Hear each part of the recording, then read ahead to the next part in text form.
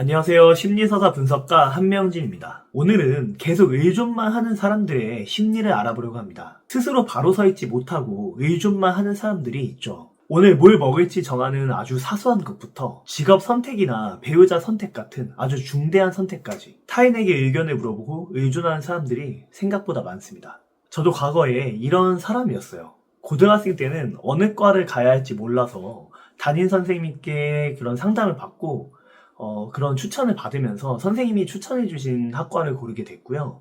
대학교를 갈 때도 제가 직접 대학교를 찾아보는 게 아니라 친구 중에 대학교 이 목록을 다 조사한 친구가 있었는데 그 친구의 그런 목록 리스트 중에서 골라서 원서를 쓰고 대학교를 가게 됐습니다. 지금 보면 나는 저때 저렇게까지 의존적인 사람이었구나라는 생각이 너무 당연하게 들지만 그 당시엔 제가 의존한다는 사실조차 몰랐어요. 그렇다면 왜 이렇게까지 의존적이게 되는 걸까요? 특히 이런 의존은 부모가 자녀에게 또는 자녀가 부모에게 그리고 연인이나 부부 사이처럼 아주 가까운 사이에서 많이 발생하는데요. 이런 의존을 계속해서 당하는 사람은 굉장히 버겁고 힘들어지게 돼요. 결론부터 말하자면 의존하는 사람의 심리는 자신의 선택에 대한 책임을 지지 않고 싶은 것입니다. 무슨 말이냐면 자신이 어떤 것을 선택했다면 그로 인한 결과를 오롯이 본인이 책임을 져야 합니다. 하지만 타인이 선택을 해주었다면 그 결과에 대한 책임을 타인에게 전가시킬 수 있는 것이죠. 모든 사람은 아이에서 어른으로 가는 이런 성숙 과정에서 자연스럽게 자신이 가져야 할 책임감을 배우게 되고 자신이 선택한 것에 대한 결과를 받아들이는 것에서 자연스럽게 응당 가져야 할 감정을 직면하고 그 감정을 다루는 법을 배우게 됩니다. 그런데 부모님이 아이가 어떤 선택을 하기 전에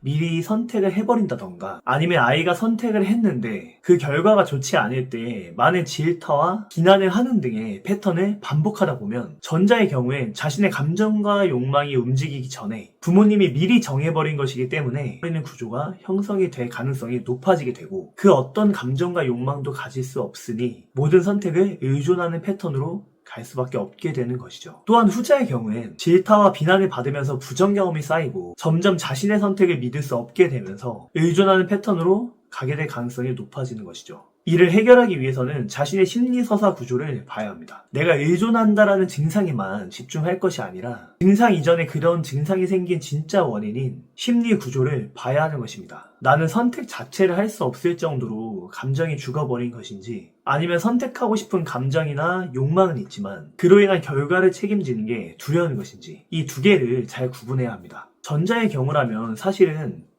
치유가 굉장히 힘들어지는 경우인데 분석가와 상담을 하면서 유년 시절부터 부모님과의 관계에서 어떤 심리서사가 만들어진 것인지부터 면밀히 들여다봐야 합니다. 그리고 많이 꺼져있는 감정의 불길을 살려서 상담가와 먼저 마음을 나누는 방법부터 마치 첫걸음을 배우듯이 그런 방식을 배우면서 점차 그 방식이 상담가 이외의 사람들에게도 교류가 될 수 있도록 연습하는 과정이 필요할 겁니다. 후자의 경우는 내 선택은 내가 받아들여야 한다라는 이 당연한 명제를 받아들이는 연습부터 해야 합니다. 선택으로 인한 감정을 받아들이는 과정에서 불안이 온다면 그 불안이라는 감정의 상징을 분석을 하고 감정을 해체하고 불안한 감정이 아니라 응당 자신이 가져야 할 감정이라는 것으로 치환을 하면서 그 감정을 불안하다라는 감정과 분리시키는 그런 연습이 필요할 겁니다. 제가 오늘 얘기해드린 예시는 굉장히 일부분일 뿐이고 모든 사람은 각기 다른 심리서사 구조를 갖고 있기 때문에 먼저 어떤 증상인지 자세히 파악하고 그 증상 이면에 숨겨진 진짜 원인인 심리서사 구조를 분석하면서 그 지도를 그리고 최종적으로는 잘못된 심리서사를 수정하고 고치는 과정을 통해서 점차 증상이 치유되는 그런 과정을